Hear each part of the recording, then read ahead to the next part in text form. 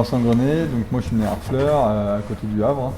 Donc aujourd'hui 35 ans, que je viens tout juste d'avoir. Donc je suis de retour au Havre, c'est une ville dans laquelle je suis né. Ensuite j'ai habité pendant presque 18 ans sur Épouville, donc juste à côté de Montivilliers. J'en suis parti après pour les études, pendant 5 ans je suis parti au lycée hôtelier du Touquet faire mes études. Je rentrais tous les week-ends. À l'issue de mes études, donc aux alentours des années 2006-2007, j'ai pas forcément trouvé ce qui me plaisait sur le Havre en termes d'activité professionnelle.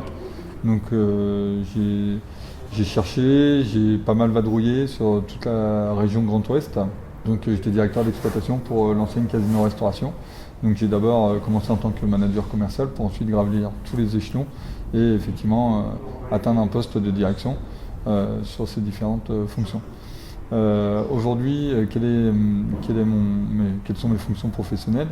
Depuis, on va dire, l'année 2015-2016, j'ai choisi de donner un nouveau tournant à mon parcours professionnel. Et donc, suite à un burn-out d'ailleurs, que je n'ai pas peur de préciser aujourd'hui et d'évoquer, j'ai changé totalement de vision sur mon parcours, j'ai changé totalement de vision sur ma façon de vivre mon parcours professionnel.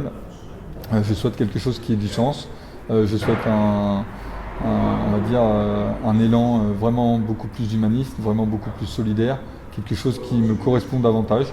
Moi, je suis normand, je suis né en Normandie, je vis ma région, je respire ma région et je suis là pour la promouvoir et aussi pour défendre toutes les valeurs et tout ce qui peut exister dans la région Normandie.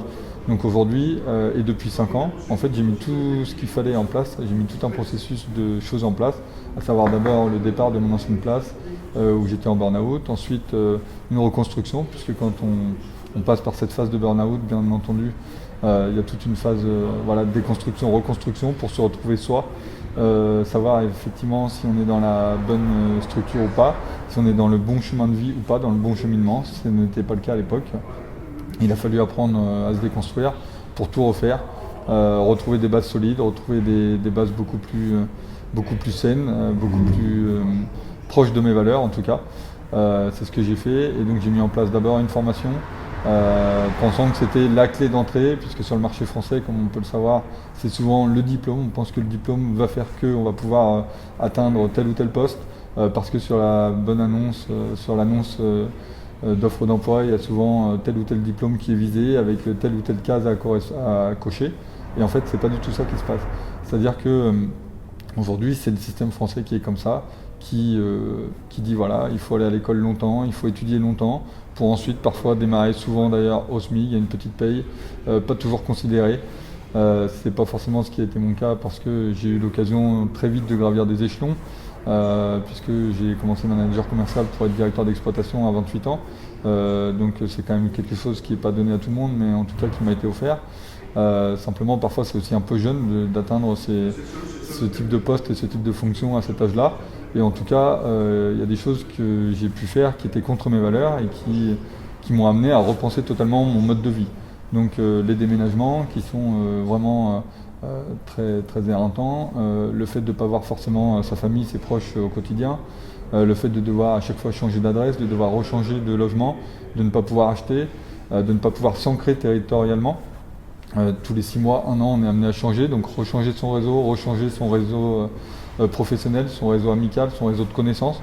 Alors, il y a un point faible à ça, c'est qu'effectivement, ça pénalise un petit peu les relations sociales dans le sens où tous les 6 mois, 1 an, on est amené à bouger. Par contre, la force de ce moment de parcours, ça m'a été justement de développer mon réseau assez rapidement et intuitivement. Je m'explique, c'est-à-dire que du coup, comme on est amené à changer tous les 6 mois, 1 an, il faut très vite s'adapter à son environnement pour ne pas être perdu. Donc moi aujourd'hui, ça m'a apporté dans le sens où effectivement, je suis très à l'aise assez rapidement dans un environnement nouveau. Ici sur le Havre, du coup, je refais mes fondations puisque j'en suis parti, comme je l'ai dit, à l'âge de 16 ans pour mes études, 16-18 ans pour mes études. Je suis revenu sur les coups de 21 ans travailler une année au Havre pour ensuite repartir travailler 8 ans sur tout le quart nord-ouest. Je revenais sur le Havre tous les week-ends, mais je ne restais pas au Havre pour mon activité professionnelle. Il m'a fallu vraiment passer par cette étape de dire je ne suis plus à la bonne place, je ne suis plus à ma place dans l'entreprise où je travaille. et je dois absolument tout repenser et vraiment avoir quelque chose qui soit plus en phase. Pourquoi j'ai eu ce rebond? C'est aussi parce que j'ai approché la trentaine. Donc aujourd'hui j'en ai 35. Ça, c'est une réflexion que je me suis faite à l'âge de 28-29 ans. J'arrivais à une fin de cycle pour moi. J'avais des ambitions pour la trentaine qui n'étaient pas celles auxquelles les objectifs que je m'étais fixés n'allaient pas être atteints parce que d'un point de vue professionnel, certes, j'avais tout le confort, j'avais une bonne paye, j'avais une bonne place, entre guillemets, puisque c'était dans un milieu capitaliste qui ne correspondait pas forcément aux valeurs que je véhicule aujourd'hui, ou même à l'époque, c'était plus quelque chose que j'arrivais à vivre au quotidien. Puisque dans le milieu capitaliste, encore une fois, c'est le tout argent et l'humain, il ne passe qu'au second plan. Or, moi, je pense être assez doué d'humanisme, on va dire, en moi, pour faire passer ce plan humain au premier plan et le côté capitaliste au deuxième plan. Donc, il m'a fallu tout repenser, tout déconstruire vraiment, et ensuite apprendre à faire un pas puis un autre progressivement pour vraiment refondre et refonder des bases solides. Puisqu'en fait, quand on vit ce que j'ai pu traverser, c'est-à-dire un burn-out, d'abord c'est le burn-out professionnel, l'épuisement, la fatigue, l'acharnement, le trop, c'est-à-dire trop travailler, passer trop de temps avec les employés, les collègues, le milieu professionnel. On ne vit que pour ça. D'ailleurs, à l'époque, on disait assez souvent on mange, on dort, on vit, casino. Là, c'était mon enseigne pour laquelle je travaillais. Je ne cracherai pas dans la soupe parce qu'effectivement, c'est ce qui m'a fait vivre pendant 8 ans. Ça m'a animé pendant 8 ans. J'ai fait pas mal de choses. Mais en tout cas, au bout de 8 ans, c'est plus ce qui me correspond. Donc voilà. Et donc, de 30 à 35 ans, j'ai fait effectivement cette formation. J'ai appris à faire d'autres choses à côté. Donc, je me suis de nouveau donné du temps pour des activités bénévoles, des festivals de musique, des festivals locaux. Différentes animations de territoire. J'ai appris à travailler d'autant plus pour des structures liées à la région, puisqu'en fait je suis attaché à ma région. Donc j'ai pu traverser d'autres régions, j'ai pu aller en Bretagne, j'ai pu aller dans le Nord, je suis allé jusqu'en région parisienne. Mais à un moment donné, en fait, il me manque ce fondement, il me manque ces bases dans lesquelles je me sens bien, c'est-à-dire ce territoire du Havre où on voit la lumière aujourd'hui, qui change d'une heure à l'autre. Il peut pleuvoir le matin comme il peut faire très beau le soir avec un super vent en bord de mer. Et ça, c'est ce qui me manquait parce que c'est mes attaches, c'est là où je suis né, c'est là où j'ai grandi et j'ai besoin de ça pour me sentir bien au quotidien. Donc entre 30 et 35 ans, donc j'ai fait une formation de 2 ans, bac plus 5 responsable d'affaires agroalimentaires, qui m'a ensuite amené, donc au bout de mes 2 ans en alternance, à me dire que c'était encore pas le poste qui me correspondait. Ça m'a simplement permis d'accéder à mon diplôme, puisque je m'étais arrêté à l'âge de 20 ans sur un BTS, et donc dans le système français, ce diplôme qui est le sacro-saint pour entrer dans différentes entreprises, enfin soi-disant sur les anciennes générations, ça ne me permettait pas d'accéder au métier ou au job que je voulais faire. Donc progressivement, j'ai déconstruit tout ça. J'ai ensuite commencé à faire différentes démarches, à savoir des startup week-ends pour savoir si je lançais ma propre entreprise, différents projets. J'ai regardé un petit peu pour partir, pourquoi pas faire des saisons, pour m'amuser un petit peu. Les choses personnelles ont fait que je n'ai pas souhaité partir, puisque en fait certaines choses très personnelles m'ont rappelé à l'ordre en tant que on va dire fils aîné d'une famille, et que mes proches avaient besoin de moi à ce moment-là, et je me suis dit, tu ne dois pas repartir pour le boulot, ma place elle est ici auprès de ma famille. Et donc désolé si je suis un peu ému, j'en parle comme ça, mais du coup j'ai préféré rester auprès de mes proches plutôt que repartir sur de nouvelles aventures professionnelles. D'un point de vue un petit peu peut-être, j'aurais pu partir sur ces activités professionnelles saisonnières, d'un point de vue un peu égoïste pour dire je m'amuse, je profite de la vie, j'ai que 30 ans et j'y vais, j'attaque et voilà. Et j'ai préféré faire un autre choix, qui était celui de rester auprès de mes proches, parce que si je partais pour 6 mois, 1 an, après je ne savais pas trop comment allait évoluer la situation au fil des mois, donc j'ai préféré vraiment rester à leurs abords. Donc ensuite, entre 32 et 35, je me suis un peu cherché professionnellement. J'ai fait un poste de commercial non sédentaire, donc itinérant, sur la région Normandie, chez Zing Sainte-Mère pour 2 mois. Ça l'a pas fait. J'ai fait également 2 mois, presque 2 mois, donc dans une enseigne type Grand Frais qui prenait effectivement le circuit court et autres, qui pareil n'a pas fonctionné. Donc là, c'est moi qui ai demandé à partir. Sorti de tout ça, en fait, je me suis dit à un moment donné, je cherche des jobs, je réponds à des annonces. Ça ne me correspond pas, j'arrive à aller plus loin que l'annonce ou l'entretien d'embauche, mais au final, au bout de 1 mois, 2 mois, je me sens pas en phase avec moi-même, je me sens pas en phase avec mes valeurs, je me sens pas moi quand je travaille, et donc j'ai dit j'arrête de chercher tout, je me mets dans d'autres projets. Et c'est à peu près à ce moment-là que j'ai eu connaissance du Hangar Zéro, le projet dans lequel on est aujourd'hui, qui est une friche industrielle qui permet justement d'inventer ou de réinventer l'avenir. Donc si on doit reprendre les dates exactement, c'est aux alentours de 2018. Hein. Donc juste avant que je me cherche professionnellement sur EasyMe, sur Grand Frère. Enfin voilà, c'est pas tout à fait dans l'ordre, mais en tout cas c'est dans, on va dire, l'enveloppe générale. C'est comme ça que ça s'est passé. Et depuis décembre 2018, j'ai intégré le Hangar Zéro, qui est un projet citoyen, coopératif, collaboratif, qui vise à redonner le pouvoir aux citoyens, qui vise à redonner le pouvoir aux habitants de la ville, du quartier. Et c'est ce que j'espérais, que j'attendais depuis des années en fait. Je ne trouvais pas ça au Havre, c'est ce qui m'avait fait partir du Havre. Et aujourd'hui, en tout cas, vous voyez, juste avant, j'avais pas trop de sourire, j'étais un peu ému et autres. Et en fait, ce projet me donne le peps, me donne de l'énergie et je suis content d'être dans ce projet. Et c'est quelque part en fait un projet qui m'a permis aussi de me reconstruire. Parce qu'en fait, je suis arrivé ici, voilà, avec mes peurs, mes craintes, mes axes, mes forces, mes faiblesses. Et de par le collectif que j'ai pu rencontrer, de par les personnes, parce que là c'est vraiment, on parle vraiment d'humain, d'un projet humain, d'un projet d'entraide, d'un projet solidaire, j'ai pu me reconstruire autour de ce projet. Alors parfois à l'encontre de certaines, on va dire certaines pensées de mes proches qui pensaient que c'était un projet bénévole qui n'allait rien m'apporter ou qui n'allait pas m'apporter effectivement ce qu'on peut croire comme étant la base de notre société actuelle, c'est-à-dire un salaire. Mais en fait, c'est pas un salaire que je venais chercher.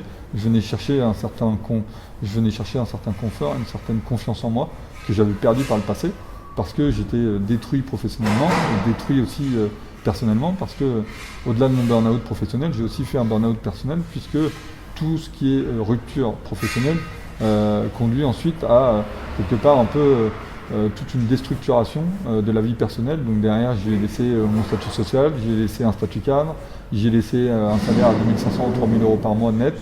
Voilà, on pourrait croire que c'est les bases d'une vie un peu heureuse, comme on dit. Et en fait, c'était pas ce que je cherchais. Derrière, il y avait aussi une vie normalement, on va dire, familiale, personnelle, amoureuse. Donc voilà, des choses que j'avais cherché à construire à ce moment-là. Et du fait de perdre ce statut social, de perdre un peu toute cette, on va dire, cet aspect, voilà, je suis quelqu'un par le travail, limite à s'en oublier de soi-même. En fait, j'ai laissé toute ma part de personnalité vraiment personnelle et intime en fait. Et donc du coup, toutes ces choses-là ont fait que je me suis dit à un moment donné, soit je suis au pied du mur, je reste au pied du mur et je n'en fais rien, soit j'accepte la situation telle qu'elle est et je dois voir l'avenir différemment. Et donc du coup, je dois tout reconstruire, mais avec mes valeurs à moi. Donc arrêter de se mentir à soi-même, arrêter de dire ok, je vais être bien dans ce job parce que je vais gagner tel ou tel salaire, parce que je vais avoir telle ou telle fonction, parce que je vais avoir tel ou tel statut. Non, en fait, ce qui m'importe aujourd'hui, c'est d'avoir un projet qui a du sens.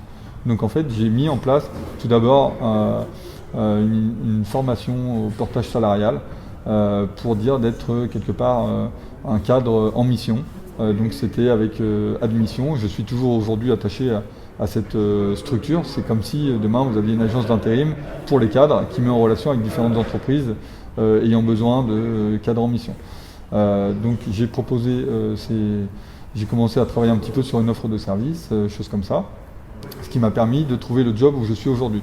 Donc professionnellement, aujourd'hui, je me retrouve dans l'activité du box fermier normand en tant que responsable d'exploitation. Donc c'est sur le mine de Rouen, les Halles de Normandie. Marché d'intérêt national, comme on peut mieux le connaître. Et donc c'est un projet qui a du sens pour moi, puisqu'en fait c'est une association de producteurs normands, box fermier normand. Voilà, on est 37-40 producteurs. Donc mon job c'est aujourd'hui d'animer un point de vente, ce que je sais faire, je crois, plutôt pas mal depuis une quinzaine d'années, puisque c'est mon job. Promouvoir les produits de la région, promouvoir un savoir-faire humain, parce que derrière des produits, derrière des poudriennes, derrière des bouteilles de cidre, derrière une tome de fromage, il y a des gens, il y a des humains, il y a des animaux qui travaillent. Qui produisent et qui sont présents sur le territoire pour donner de la valeur en fait et apporter une valeur ajoutée à tout notre territoire normand qui est riche en matières premières, riche on va dire en biens naturels. On a de la verdure, on a de la nature, on a la mer, on a voilà, on a tout ça. Et donc moi ça me tenait à cœur de pouvoir avoir une fonction qui soit au service du savoir-faire de nos régions. Donc vraiment c'est ça qui m'a animé. Et donc c'était justement au moment où j'ai arrêté de chercher un quelconque job. C'est-à-dire que je ne faisais que du bénévolat, on va dire du bénévolat citoyen dans le cadre d'un projet de ville, un projet de territoire, le Hangar Zéro étant un projet de ville. c'est quelque chose qui m'a animé. Et de par ce projet, du fait que je reprenne confiance en moi, du fait que je rencontre à nouveau beaucoup de gens intéressants, beaucoup de personnes très engageantes, ça m'a permis de regagner confiance en l'avenir, reprendre confiance sur mon avenir professionnel, et ça m'a ouvert les bonnes portes. En fait, parce qu'à un moment donné, j'étais en phase avec ce que je cherchais. C'est-à-dire que je n'étais pas en train de me raconter une histoire. J'étais vraiment en phase avec ce que je cherchais. 2020 était une année transitoire. Pour certains, elle était très compliquée puisqu'il y a eu le confinement, il y a eu ce virus qui n'est toujours pas terminé. Voilà, c'est quelque chose qui est quand même assez difficile à vivre parce que ça dure dans le temps. Mais en attendant, 2020 est une année très positive pour moi puisque il y a eu énormément de rencontres, qu'elles soient professionnelles, personnelles. J'ai des gens qui m'ont permis de me relever, qui m'ont aidé dans ces périodes-là. Donc on peut faire confiance à la famille, aux amis. C'est sur ces personnes-là qu'on peut s'appuyer. 2020 est une année positive aussi dans le sens où j'ai pu atteindre l'un de mes autres objectifs que je m'étais fixé, c'est-à-dire pour mes 35 ans, avoir mon chez-moi de nouveau au Havre, mais pas en location, un achat. Donc j'ai pu acheter également une maison. Donc en fait, ce que je veux dire aussi par là, c'est qu'en fait, quand on a des rêves et quand on a des choses auxquelles on croit, des convictions, il ne faut pas, pour plaire à autrui, quelque part, se dire je vais me mentir à moi-même ou je vais me cacher derrière une façade ou derrière un masque. En fait, c'est un peu le cas de le dire. Actuellement, on se cache derrière les masques pour contrer le virus social. Mais du coup, le vrai virus, finalement, c'est de ne pas montrer son vrai visage. C'est ça, en fait, c'est de devoir jouer un espèce de jeu pour faire un semblant d'exister dans la société qui est voilà, la société qu'on connaît aujourd'hui, une société de surconsommation, une société de voilà, je prends, je jette, voilà, je passe à autre chose. Pour construire, on a du mal à faire des concessions. Voilà, c'est des choses qui me semblent importantes et vraiment, c'est des fondements de base qui sont très importants pour moi. Ça fait partie de mon éducation. C'est des choses qui me tiennent à cœur et que je véhicule au quotidien, en tout cas, je cherche à vraiment développer et que je cherche vraiment à partager, à véhiculer, parce qu'aujourd'hui, c'est vraiment toutes ces choses-là qui font que je suis la personne qui est en face de vous aujourd'hui. Voilà.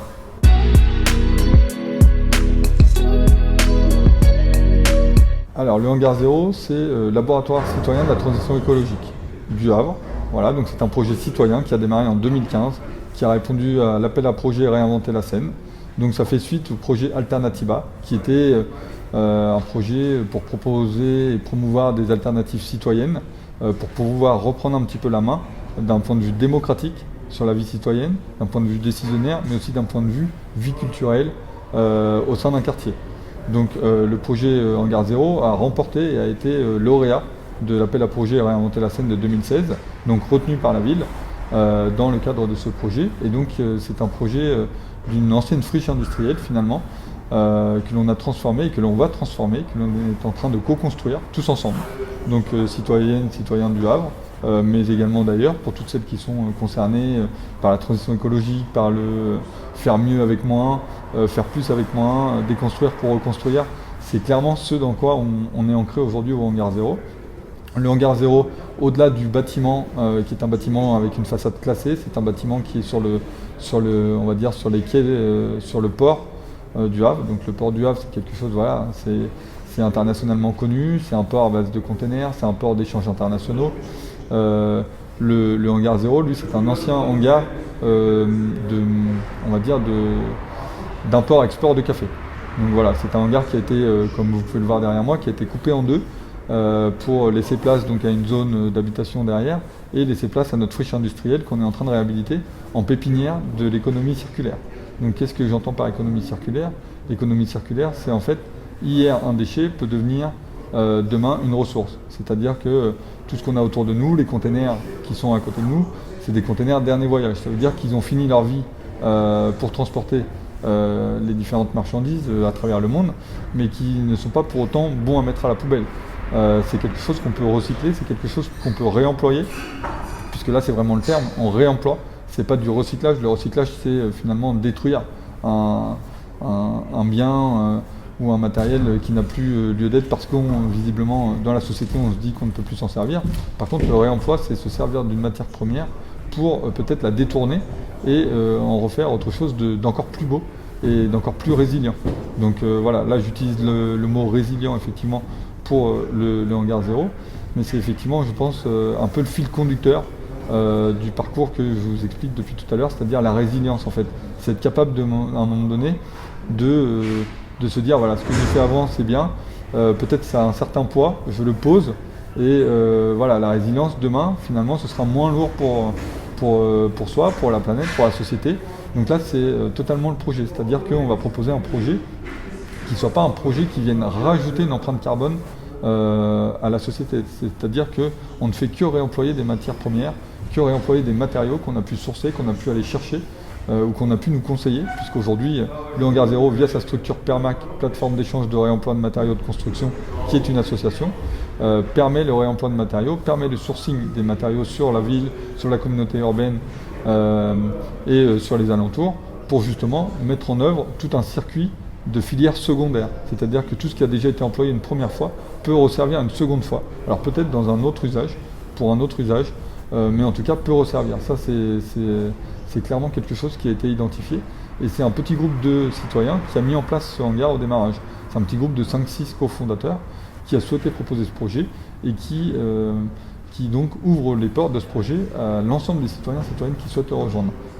Donc le hangar zéro, c'est une SCIC. D'un point de vue juridique, en fait, c'est une société coopérative d'intérêt collectif.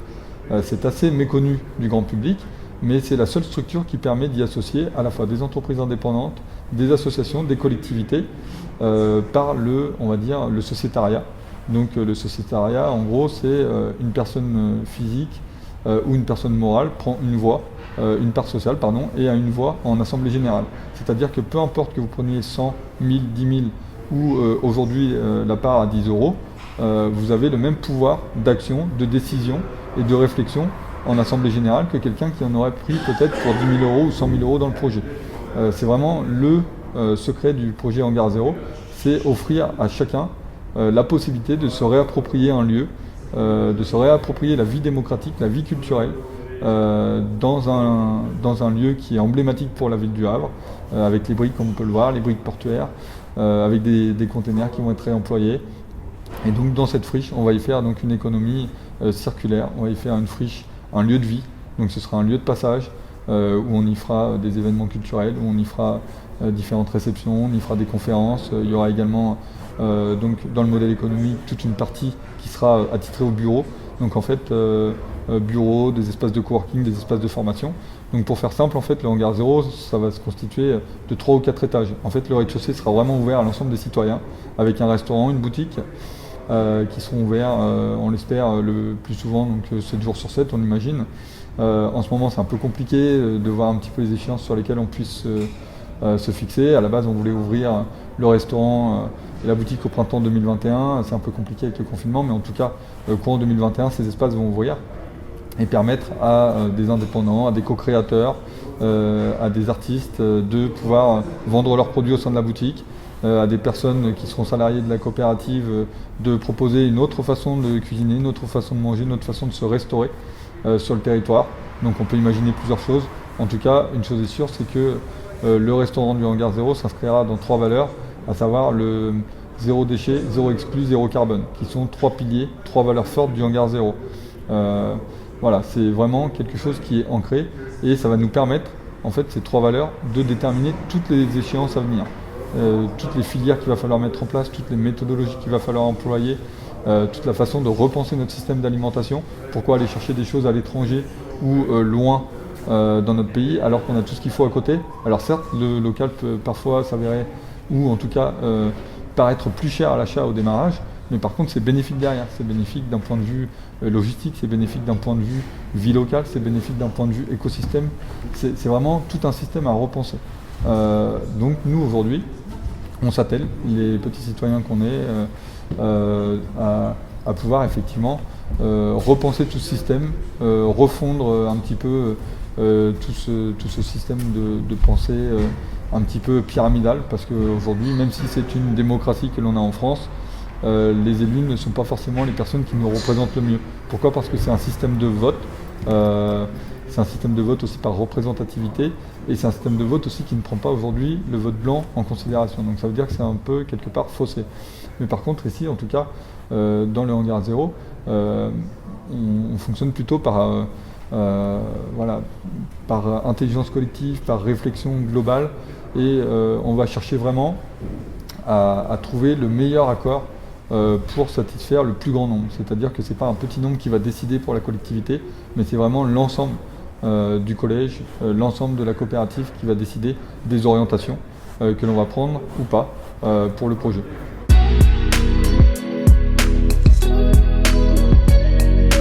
Donc le Hangar Zéro, moi je l'ai rejoint en décembre 2018, après une conférence donc co-animée par Pierre Bousset, qui est l'un des architectes du Hangar Zéro, et qui clairement, du fait de l'avoir vendu comme étant une friche industrielle, réhabilitation, économie circulaire, pépinière d'entreprise, à valeur humaine, à valeur locale, m'a permis et m'a donné envie de rejoindre ce projet. Ce projet, je l'ai rejoint d'abord par la porte de l'association LH0, qui est toujours existante aujourd'hui, mais qui est finalement l'une des futures résidentes du Hangar Zéro.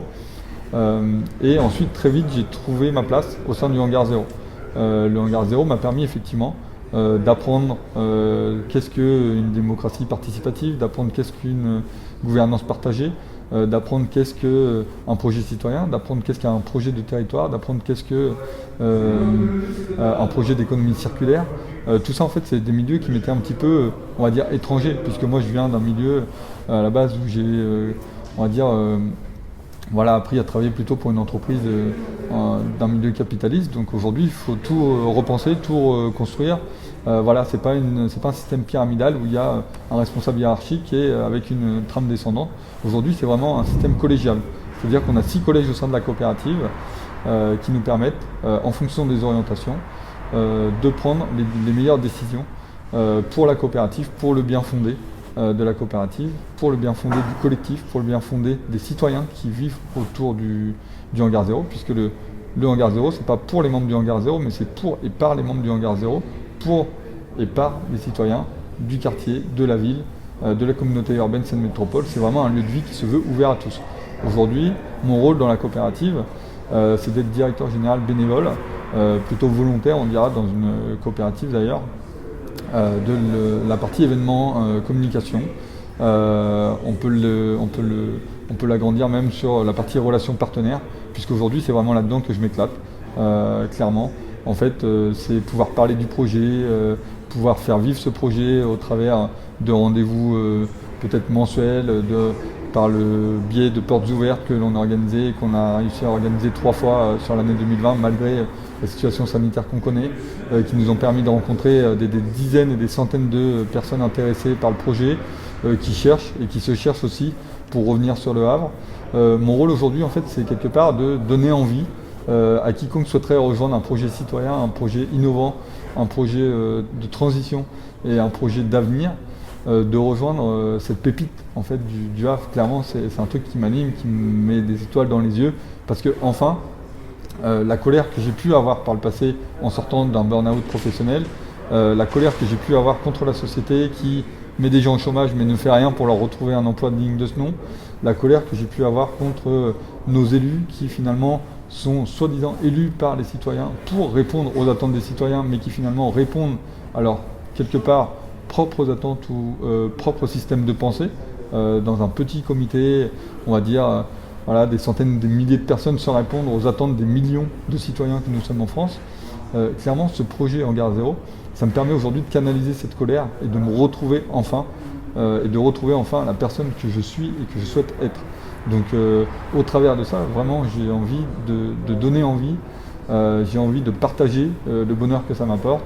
Alors comme toute entreprise, c'est pas rose tous les jours, comme toute entreprise, il y a des aléas de fonctionnement, on a du retard sur le chantier, on a du retard aussi du fait qu'on ait pris certaines décisions de refaire la toiture, d'augmenter aussi les enveloppes financières sur certaines on va dire réhabilitations. Mais en tout cas, c'est un projet qui, on en est sûr, et on va tout faire pour lui permettre d'éclore et de voir le jour sur le Havre. Donc aujourd'hui, pour résumer un petit peu mon rôle au sein de la coopérative, c'est vraiment c'est être là pour animer, coordonner, fédérer aussi. Donc le terme est assez fort puisque finalement, au-delà du collectif Hangar Zéro que l'on anime et que l'on coordonne au quotidien entre les bénévoles, volontaires, personnes intéressées, impliquées pour rejoindre le projet. Nous, on va aussi au-delà du hangar, c'est-à-dire que le hangar, aujourd'hui, on doit le vendre au territoire, on doit le vendre aux partenaires, on doit le vendre aux mécènes, on doit le vendre aux sponsors. Et le but, c'est vraiment aujourd'hui faire parler du lieu. Voilà, alors pas n'importe comment non plus, parce qu'on a les valeurs qui sont, comme je le disais tout à l'heure, zéro déchet, zéro exclu, zéro carbone. On a aussi 3 piliers fondateurs, c'est la production, l'expérimentation et la transmission. Donc c'est dans ces deux piliers, on va dire, dans ces deux façons de faire, qu'en tout cas on parle du hangar. C'est-à-dire que voilà, on souhaite vraiment mettre en place des cercles vertueux, des choses vraiment atypiques, innovantes, résilientes pour le territoire, pour l'humain surtout. Parce que la planète, elle ne va pas nous laisser encore la détruire des dizaines ou des centaines d'années. Comme vous pouvez le voir ici, le hangar Zéro, il est situé sur le bord des quais, sur le bord des bassins. La Seine, voilà, elle est parfois à des niveaux quand même qui atteignent des records et qui peuvent à tout moment quand même déborder. Donc voilà, il faut quand même proposer un projet qui soit résilient pour le territoire, quoi. C'est vraiment une grosse force.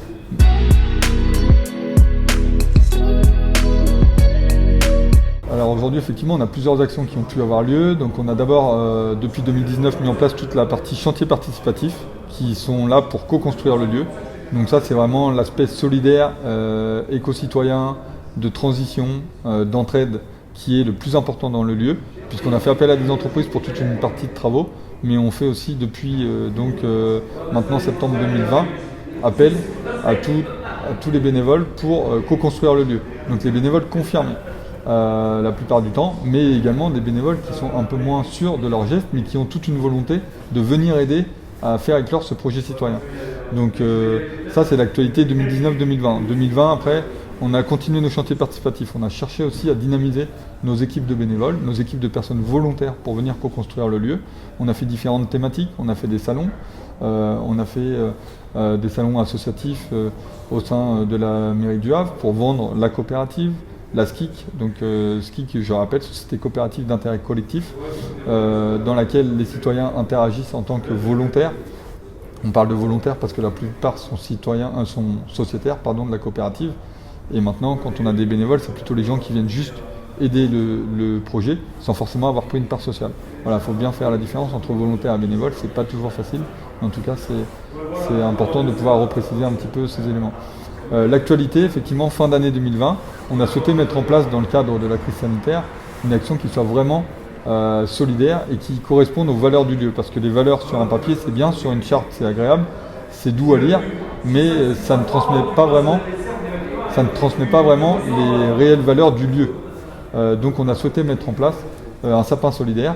À la base, on espérait secrètement avoir une 50aine de cadeaux et on se disait même que ça pourrait être un bide parce que c'était le premier événement qu'on faisait de la sorte et on allait vraiment au grand public proposer quelque chose de différent, quelque chose de solidaire, quelque chose qui peut faire peur aussi parce que proposer un sapin solidaire dans un premier temps à l'égard de personnes qui sont sans domicile fixe, ben voilà, on est tous dans notre bulle, on a tous nos conforts et c'est plus facile de se voiler la face que d'ouvrir les yeux, de tomber le masque et de regarder ce qui se passe réellement dans la société aujourd'hui. Plus ça va, plus il y a de gens démunis, plus il y a de gens qui se retrouvent à la rue, malgré que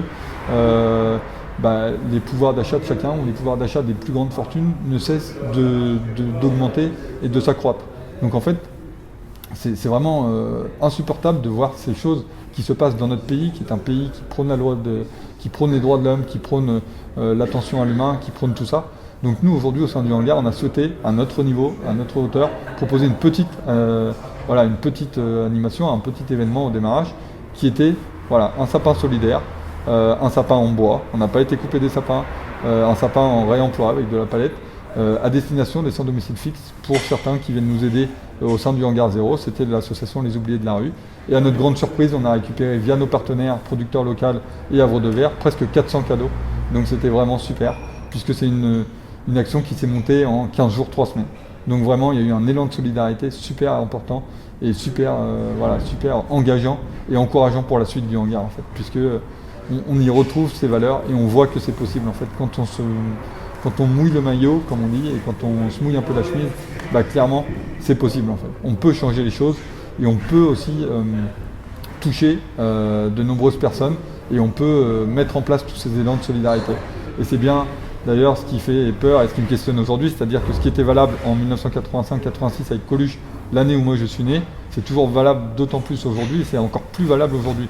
On se dit qu'en 30 ans, dans notre société, on y a ramené de l'électronique, on y a ramené de l'informatique, on y a ramené du réseau, on a ramené énormément de choses, mais une chose est sûre qu'on n'a toujours pas réglé les problèmes de base qui sont respecter l'humain, respecter la vie de chacun, faire en sorte que chacun ait un toit et de quoi manger suffisamment. Clairement, c'est des choses, moi, qui me tiennent à cœur aujourd'hui, qui font qu'on propose ce type d'action au sein du hangar. Et ensuite, en 2021, donc les grandes échéances, ça va être l'ouverture de la boutique, l'ouverture du restaurant, qui seront ouverts au plus grand nombre.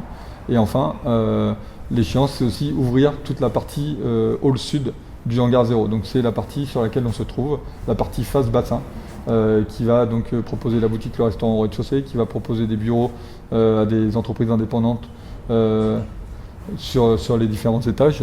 Et ensuite, c'est vraiment pouvoir permettre à chacun de s'approprier le lieu pour y donner vie. Et à terme, on espérera pouvoir y proposer donc, des conférences, des actions culturelles, des interventions diverses et variées liées à la culture et tout ça.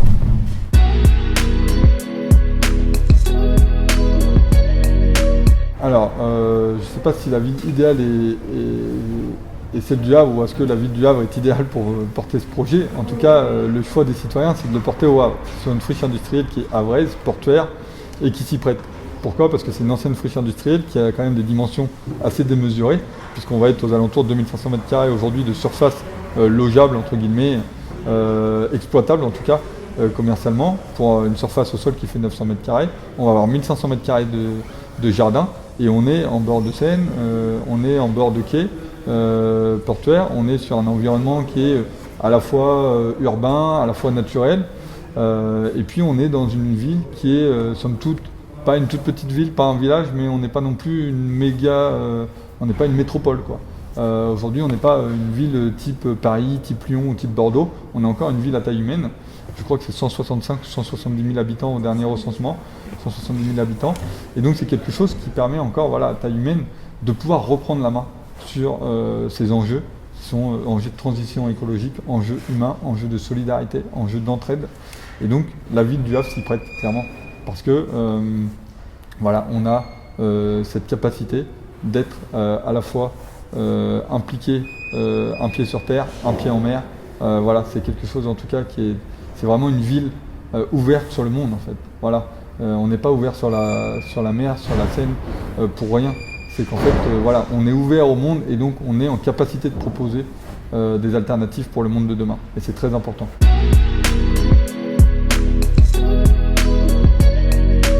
Alors, si je devais en choisir trois, bon bah clairement moi, vu que je suis à œuvrer pour le projet du hangar 0, j'ai envie de dire qu'aujourd'hui le premier lieu que j'ai envie de fréquenter, à mon sens, ce sera le hangar 0, parce qu'effectivement, ce sera vraiment une pépinière qu'on ne retrouvera nulle part ailleurs dans le Havre.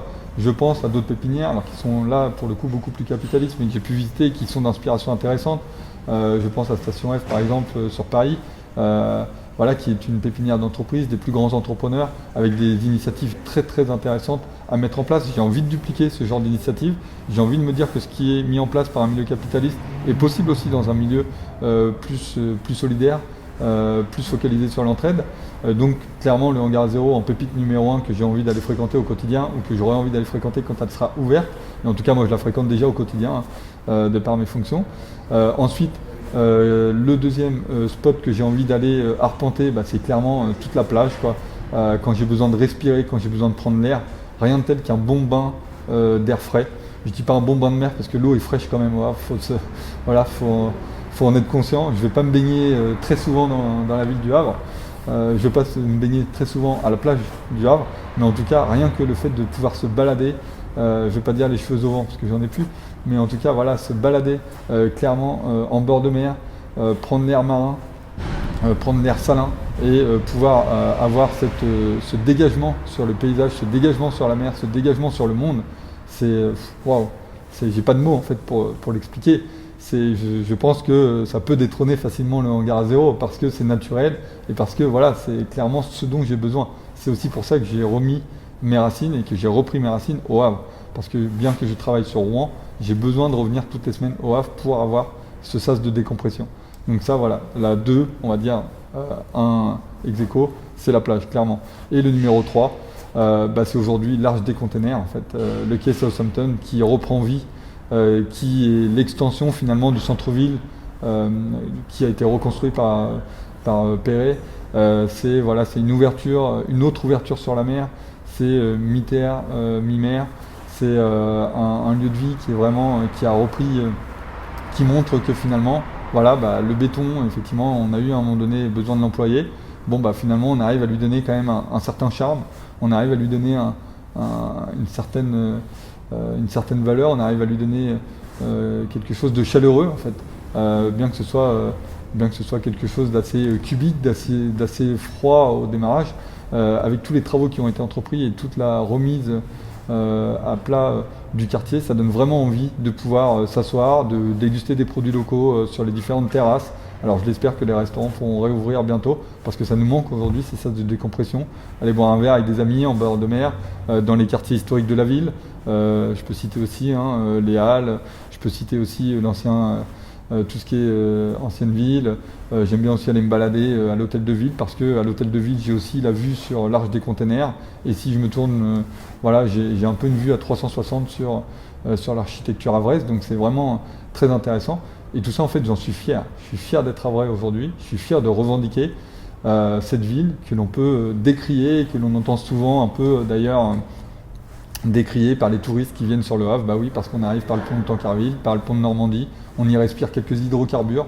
Mais les hydrocarbures, aujourd'hui, alors, on est en train de changer, on est en train de faire évoluer le monde. Mais c'est des choses qui font vivre la ville du Havre depuis de nombreuses dizaines, voire centaines d'années. Donc on ne va pas changer le monde et la face du monde en si peu de temps. Il faut faire pas après pas, changer les choses. Et du coup, c'est une ville dont je suis fier. Donc si tu as envie de rejoindre le Havre, si tu as envie de trouver une ville dans laquelle tu peux t'épanouir, trouver des projets citoyens, des projets engageants, des projets à taille humaine et avec un cadre de vie vraiment exceptionnel, franchement, j'ai envie de dire, viens vivre au Havre, parce que 170 000, c'est le dernier recensement, c'est en baisse, mais on doit regagner des habitants. Et voilà, en tant que Havrais, en tant qu'ambassadeur bénévole pour la région Normandie, choisir la Normandie, c'est clairement mon fer de lance aujourd'hui. Je ne retournerai pas travailler en région parisienne, ça c'est clair et net, pour le moment en tout cas, pas pour les 5 ou 10 prochaines années, ça c'est clair et net. Je vais faire tout ce qui est en possible pour rester sur le Havre, sur le Havre-Rouen, l'axe Seine, pour vraiment faire vivre la ville du Havre, participer à cette vie au quotidien, participer à cette éclosion de projets citoyens, cette éclosion de projets solidaires, qui redonne vie et qui redonne envie de se dire la vie vaut la peine d'être vécue parce qu'effectivement j'ai connu la situation de chômage, j'ai connu la situation de perte de liens sociaux, j'ai connu cette situation non pas jusque à connaître la rue, bien au contraire, j'ai toujours été accueilli par des proches, par de la famille ou autre, donc à un moment donné, mais j'ai quand même connu toutes ces cassures, toutes ces brisures qui blessent intérieurement et pour lesquelles on a besoin de se reconstruire pour redémarrer plus sereinement une vie. Et aujourd'hui, en tout cas, j'y trouve un épanouissement au sein de la ville du Havre. Petite précision aussi sur le hangar 0. Aujourd'hui, on a de nombreux partenariats qui sont initiés, notamment collaboration plutôt que partenariat. C'est des collaborations écoles que l'on a mis en place en 2020. On a mis des collaborations écoles en place avec l'école de management de Normandie, avec l'IUT. C'est des groupes d'étudiants, des stagiaires. On est en train de voir aussi pour un service civique. Donc en fait, aujourd'hui, on veut offrir à cette jeunesse, on veut offrir à ces étudiants la possibilité d'étudier différemment, de s'ouvrir à des projets différents, de s'impliquer en tant que citoyen, tout simplement, citoyen de la ville, citoyen du territoire, citoyen du monde, pour vraiment avoir son mot à dire. C'est pas juste je suis étudiant, je bachote et je n'ai pas à apporter mon mot au projet de la ville. Non, je suis acteur, je suis consommateur, je suis acteur de mon territoire, quel que soit l'âge. Aujourd'hui, le plus grand rêve que je puisse avoir aussi pour le hangar 0, c'est de dire demain, pourquoi pas un collège des enfants. Aujourd'hui, on n'a pas ce collège. On a différents collèges. On a collège alimentation, collège agriculture urbaine, collège architecture, on a le collège boutique artisanat, on a le collège événementiel communication, et j'en oublie un dernier. Mes collègues m'excuseront d'avoir oublié le dernier, comme toujours, il n'y en a toujours que 5 sur 6. Mais pourquoi pas, justement, si j'oublie le 6e, c'est peut-être parce que j'ai envie d'y placer le collège des enfants. Parce que les enfants, aujourd'hui, quand j'entends les jeunes autour de moi parler du projet, parler de l'avenir, parler de comment se comportent les adultes entre eux, de comment se comportent les citoyens entre eux, ben, waouh. Mais pourquoi on n'écoute pas les enfants en fait? Parce que la vérité sort de la bouche des enfants et c'est bien vrai, parce que souvent il y a des vérités absolues d'enfants qui ne comprennent pas comment nous, en tant qu'adultes, on se comporte à l'égard de la planète, à l'égard des êtres humains, à l'égard de nos concitoyens. Voilà, j'ai entendu voilà, de la bouche d'enfants, d'amis, des choses qui m'ont bouleversé et qui limite me donnent envie de pleurer parce que je me dis mais pourquoi on ne les écoute pas, pourquoi on n'arrive pas à être plus... Pourquoi finalement en tant qu'adulte on perd cette âme enfant, ou en tout cas on la met un peu de côté. Pourquoi on ne garde pas notre enfant éternel pour justement avoir toujours cet œil neuf sur nos territoires, sur notre ville, sur notre vie entière, quoi. Voilà, gardons notre âme d'enfant, je pense que si je peux conclure, c'est gardons notre âme d'enfant pour toute la vie parce que c'est ce qui est le plus jovial et le plus convivial. Voilà, merci Marianne.